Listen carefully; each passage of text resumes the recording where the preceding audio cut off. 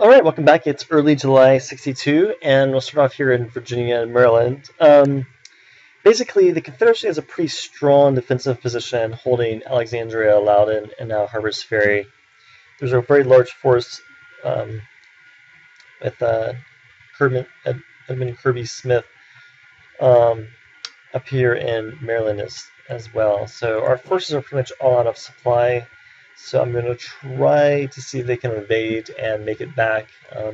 It's probably a bit of a long shot. They didn't disband last turn. I am going to disband the artillery, which is...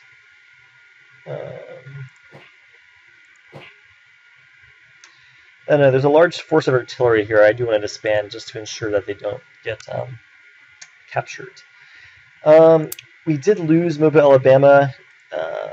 Wallace retreated rather surprisingly, so I'm going to attempt to take the river boats out and join the fleet out here in Mobile Bay.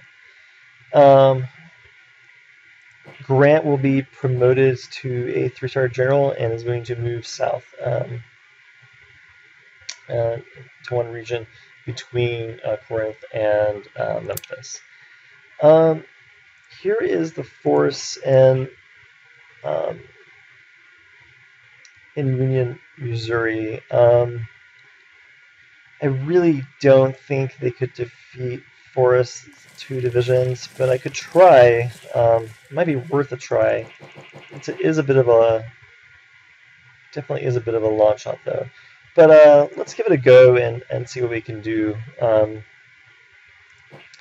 And who knows? Maybe we will get lucky. So we do have slightly more power than they do, but Forrest versus the defensive positions. But Forrest is cavalry, so you can see what happens. The weather is clear, so at least that's one good thing. We actually aren't bringing a lot of supply. There is some supply here in Jefferson, Missouri, but not a whole lot. Those are the main highlights. We are printing money to bring in some more funds. Okay, let's see what happens. Okay, pretty interesting turn. Wallace's force was able to take boats and join out here in Mobile Bay. You can see that there's a division back in Mobile.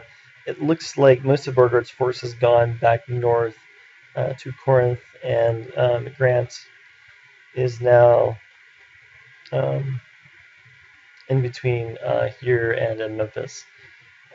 Memphis does have a redoubt, and Pemberton's force is there as well. Grant is now a 3-star general, so we have too many. Yeah, we have too many armies. So I'll have to see if I should disband one and form an army with Grant or not. It looks like that the Confederacy declared or invaded Kentucky. So now Kentucky is now open. So that's that is new. The news in St. Louis. Here is Pope's force, and here is Forrest force as well. Let me bring up the battle. Let me do another one. Yep, here's the battle. So we lost 2 national morale. Casualties were pretty close, although we did lose a lot more cannon.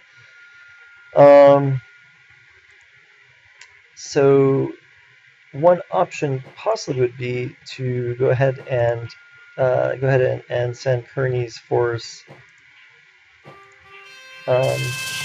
in as well.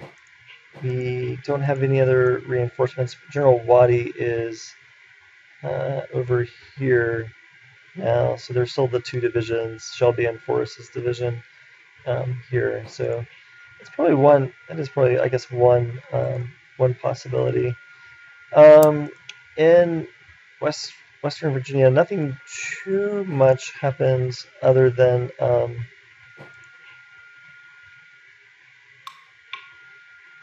oh, interesting. Looks like the forces